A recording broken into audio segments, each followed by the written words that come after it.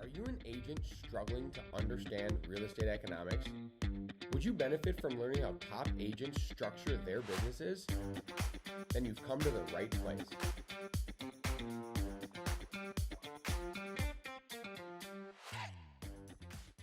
And welcome to another edition of the Nerdy Agent Podcast, where we teach you the basic economic and business principles you need to thrive in today's real estate market.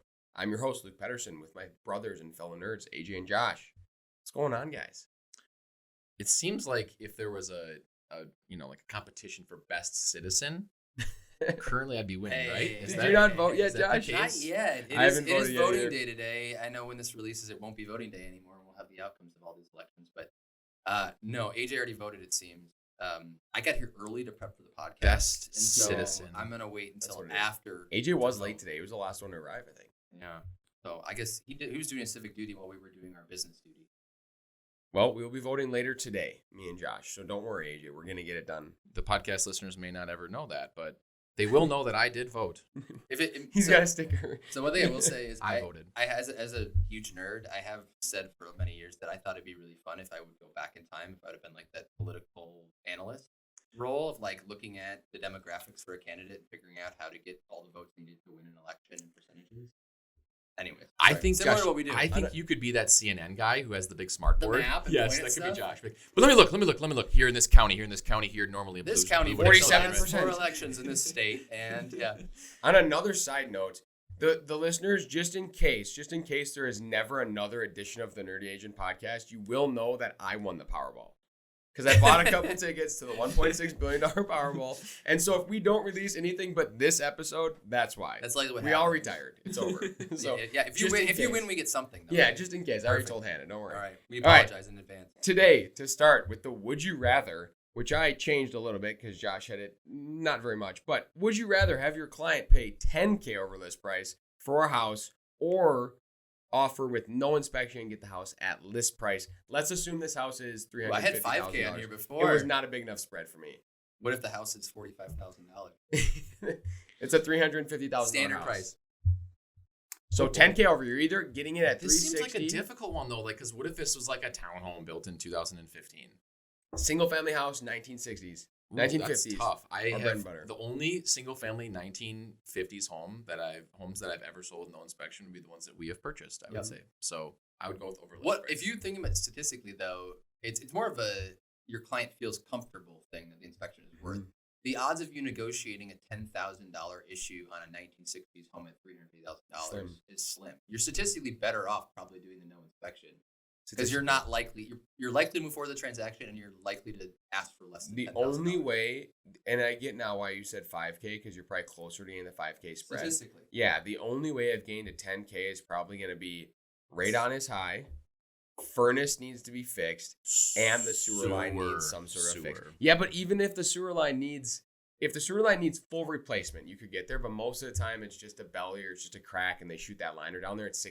Yeah. So you're not even at $10,000. It's There. true. You're gonna need other stuff on there. It does give buyers peace of mind, though, which is the most important thing. So Peace of mind I matters. always want my clients to have inspections. But if it was me, I would much rather take my $10,000 and not do an inspection. And that's why I raised it to 10, because I do think if you're at 5K over, I'd probably lean more so towards the 5K. But once you hit 10 is where I'm kind of like, I might just want a no inspection, even for my clients, to be honest with you. Yeah. Obviously, I don't like when they go no inspection because then that raises a whole lot of other stuff. Getting into what we're going to talk about today, we're going to discuss the Fannie Mae's National Housing Survey and kind of what that means for agents, why they should follow it, all the good stuff they need to know. Just to get started, tell us what this survey is and why it matters. Sure. The Home Purchase Sentiment Index. It's a monthly survey conducted by Fannie Mae. They poll 1,000 different consumers to gauge sentiment on the customer side. So they're asked more than 100 questions, which is a heck of a survey. Wow. But the funny thing is it's distilled into one metric. So then you have a consistent point. It's not like what was question 1 versus question 2 versus question 3. Are we concerned that the people answering this survey are crazy? Because they are willing to spend 100 I was questions. wondering that. Yeah, They have to pay them for So, their time, but They right? must be paying them. But every question 1 through 100 is the same every time. Is what you're Every saying. time, And yeah. they're comparing 1 to 1 is the idea. Correct. And they've been doing this since 2011. And what they're doing is essentially creating the sentiment index based on which questions have most been commonly correlated with the actual behavior in the market after the fact. So because they've been conducting this for 10 years, they've seen the impact of certain questions. Cool. We'll get into it later. There's actually 6 questions that explain most of it, which is funny that they still ask them 100. But it's important, I think, because we've talked a lot about trying to create a cohesive picture for all the agents that are listening to this consistently over time. So we've talked about the home builder sentiment, which is a huge piece that impacts the supply side. Are houses getting built or not? We've talked a lot about interest rates in terms of how that impacts buyer behavior. And now we're kind of talking about how buyers just generally feel emotionally about the market. And so all of those things ultimately are what impacts buyer supply, buyer demand, and then home pricing, and kind of explains what's going on in our marketplace. So hopefully this is another input that helps you get a full picture of really how all this stuff fits together. And where can listeners track this, and why should they care to even understand or track it? Yeah, it's on the Fannie Mae website. So I'm sure every agent is familiar with Fannie and Freddie, the 2 largest buyers of mortgages in our country. And the reason you care to track it is, like I said, it helps create a full picture. But when they've done this over time, it's highly correlated with mortgage originations, total home sales, new construction builds, and pricing. So as these sentiment changes, the actual input or those other factors are correlated with it. And it's probably lagging, right? So like if the one comes out in October and they don't think it's a good time to buy, for the next few months, maybe you're not going to see as many sales or mortgage originations possible. Correct. Yeah. I mean, mortgage originations and sales are probably pretty instant. Like right now, we've talked about how mortgage originations are way down. But pricing is likely to be more of a lagging indicator. Sure. And is this, I may have missed this, but how often does this come out? Is it monthly? It's monthly. It's also monthly. Okay, cool. So I had numbers for September. The October one literally just came out today. So we'll talk a little bit about that. Oh, got it. Sure. And what are the current numbers looking like? I mean, they've dropped significantly in recent months. As Josh said, September was nearing an all-time low. Of course, they started tracking in 2011, so it's about as bad as it's been in over a decade. As far as the numbers look, everyone's just like kind of generally nervous about the market. They're unsure about what's coming next, and people are looking for certainty. And obviously, with these rates, we've talked about a lot, but like mortgage applications have pretty much halved, which is a pretty decent indicator of what the demand is in the market right now. And how does that compare to kind of where we were 5 years ago? I know you touched on it a little bit. Yeah, I mean, since 2011, we were coming out of the great housing recession. Yeah. The numbers have slowly just ticked up. We could post the graph somewhere in here to kind of show that. Obviously, the pandemic hit and it went. There's me holding a graph. Obviously, the pandemic hit and the sentiment went way down. So, it started around 60 back in 2011. It kind of peaked around 90, 95 right before the pandemic. Shot down. Oh, like 95% of consumers thought it was a good time to buy. No. That's the index. The index. Okay. Yep. Okay. Sorry. So the index is just tracking off of a certain date and time. Sure. Right now, we're kind of around the same numbers as we were in 2011, right? And that was when we were still coming out of the doldrums of 2008, 9, and 10. Okay. What's so interesting is that the metric when COVID hit, like every other metric, went from like an all-time high to an all-time low, like overnight in March. And then it started coming back up again through COVID, but it never actually got back to where it was pre-COVID in terms of clients feeling comfortable with the market, which is so interesting because the market was gangbusters this entire time. What this is saying is like the market was crazy, but most people were like, I'm not sure if it's a good time to buy or not. I'm not sure if it, like, that's what it felt like, right? Yeah. Like people were still buying and transacting like nuts, but no one was really sure if it was actually a good decision. The interest rate is 3, which I love, and that's great for me. However, it's really difficult for me to find a house. Yep. Pricing is crazy. I've had conversations with people in the industry. I talked to someone in title last week, just having and a really smart guy, and he kind of felt like he's like, well, the longer that we sit at 7%, the closer we get to a normal market. So like the further away we get from the 3% rates, the more that we might get. I mean, again, we can show this graph, but the more that we get to the 80 to 85% on the 80 to 85 on the index, and it just will kind of sit there because people will be like, well, the demand, I've talked to my friends and it's not been that hard for them to find stuff. And, the rates aren't great, but in a recession, they're probably going to come down and it doesn't seem like anything's changing anytime soon. And I need to buy a house. Like it just doesn't last forever. And I think we have quick memories. And so I'm very curious to see if the rates are still 6.75 to 7.25 come like February, what happens, right? Do we just have a normal spring with higher rates? It's pretty plausible that could totally happen.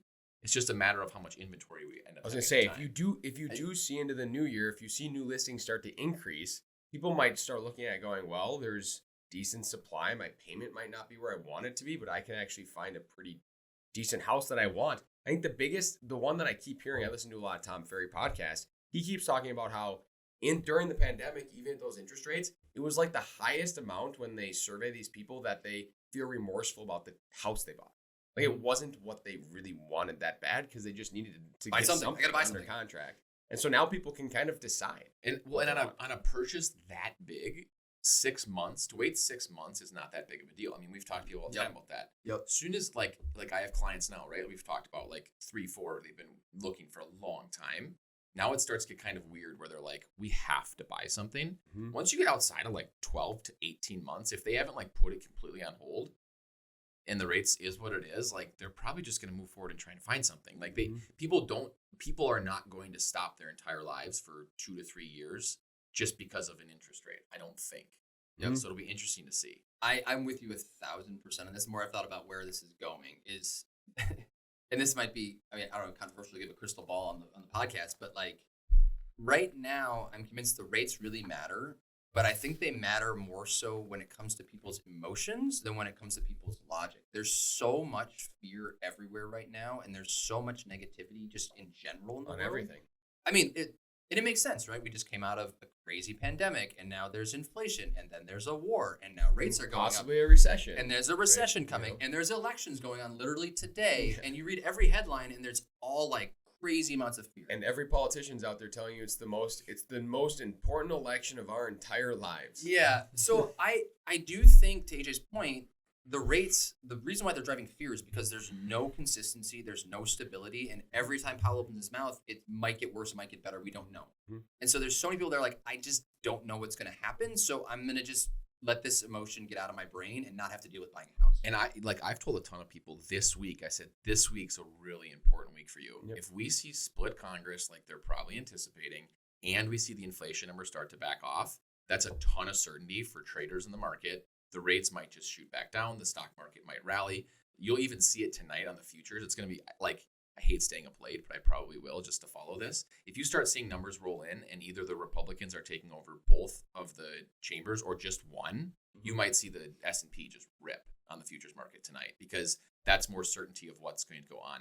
No matter what, when this election happens, we know kind of what the certainty that nothing is going to happen. That's what the traders love. Nothing usually happens.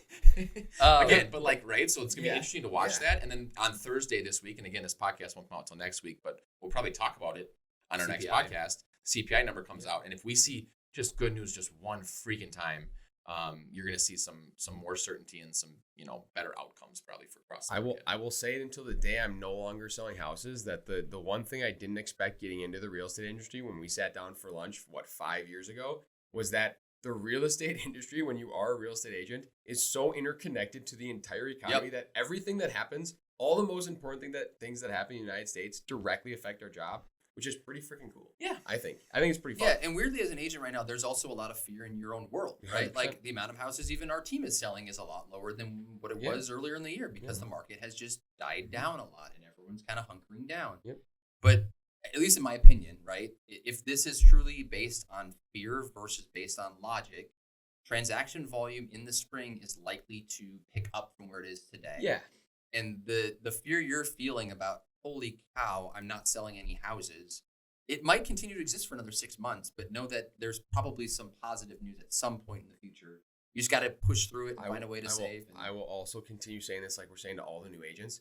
If you can fight through and make it to the back end of the next 12 to 18 months, the pie of sales is going to have a lot less people trying to get at it. Yep. Because people are going to fall off the real estate industry really quickly. And there's going to be a pickup in sales, and you can't just get your license overnight. Yep. It is decently easy, but it's not overnight. And at the same time, don't just push your clients into buying a house because you're nervous and scared. No, because there's no sales. Yep. If you treat them well for the next 6 months and let them wait, then you might be able to go gangbusters in the spring when everyone feels better and is ready to go. And they might also get a really great house, and then in 3 years, they might sell that house and make money and whatever. Precursor to the script of the week, there'll be less anglers in the There you boat. go. This is a classic Pettersen tangent. We're getting off topic.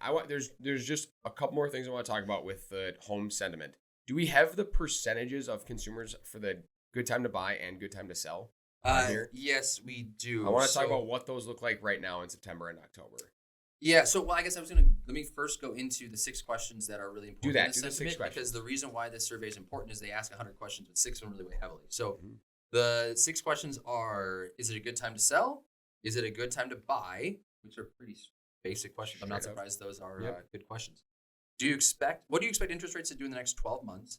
What do you expect housing prices to do in the next 12 months?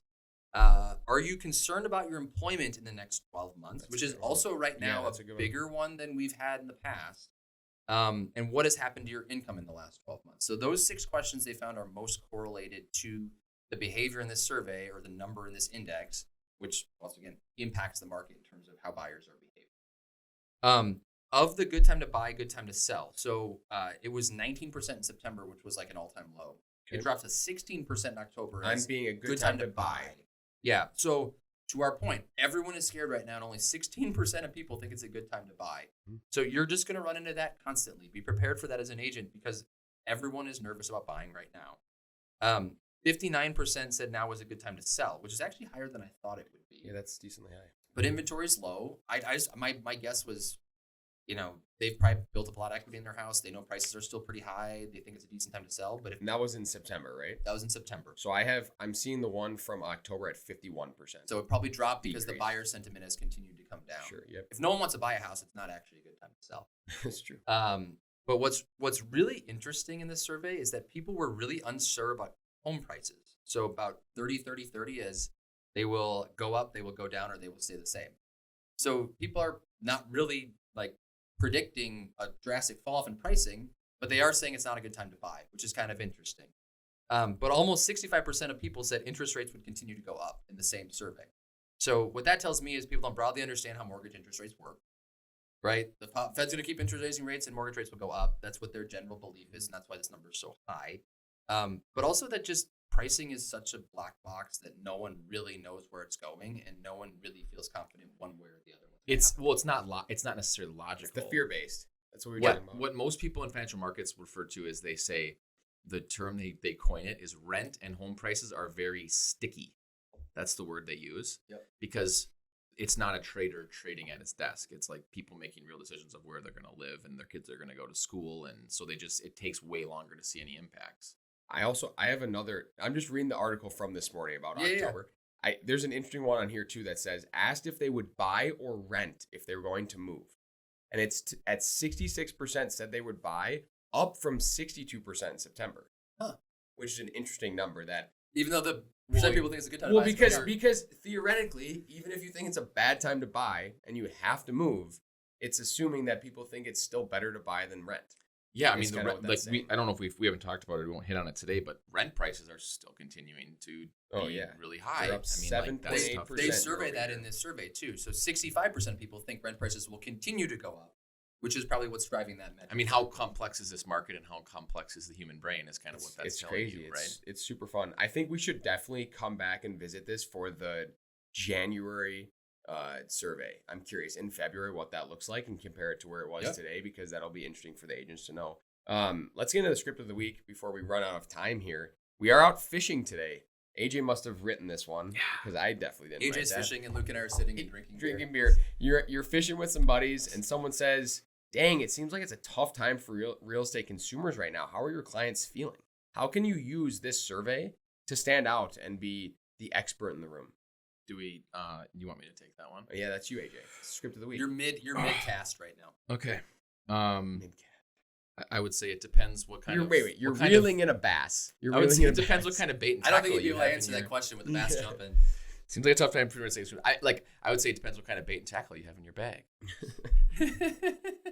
Right? Yeah, it's good. I mean, you can talk about what's going on, but I still think at the end of the day, and I know we probably harp on this too much, it always is coming back to like someone's specific situation, and we talk about these macro economic indicators and how they're impacting our local market and all of that. But like, if someone's asking me specifically for their scenario, why the home, the National Housing Survey matters for them, I would say, I mean, we can apply what your situation is and figure out how you fit within this sort of statistic. But at the end of the day, like if you're looking to buy or you're looking to sell, then we just need to figure out locally and specifically for your house what matters. And so I know it doesn't like answer the question too much, but if you want to get into, sometimes the script for me isn't necessarily with somebody that's actually trying to do something. So it's more so just talking about, hey, here's what's going on. Like 16% of people think it's a good time to buy right now. Like that's pretty crazy. That number was significantly higher previously. This index for how home buyers are just feeling in general, or consumers are feeling about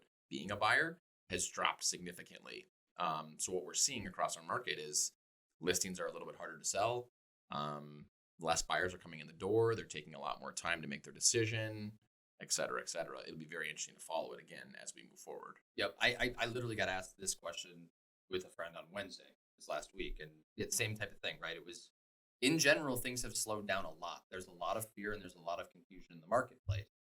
AJ's point, only 16% of people are feeling like it's a good time to buy a house. So that is creating a lot more hesitancy in the buyer pool. And it's creating a lot more hesitancy on the seller side because people aren't wanting to list their house when they think there's not a lot of buyers out there and they're not really going to want to buy the house. So in general, we've seen a lot of stagnation as a result of some of this stuff. But we will continue to see more clarity, it seems, within the next 3 to 6 months. So trying to do the right thing for the clients, trying to build out our team to have success in the future, trying to just make sure everyone is prepped for when things get more clear is the goal right now. You're almost just slowing down and spending some time with your family and taking good care of the clients you do have. Love it. And that's all we have for you today on the Nerdy Agent Podcast. And as always, remember, be better.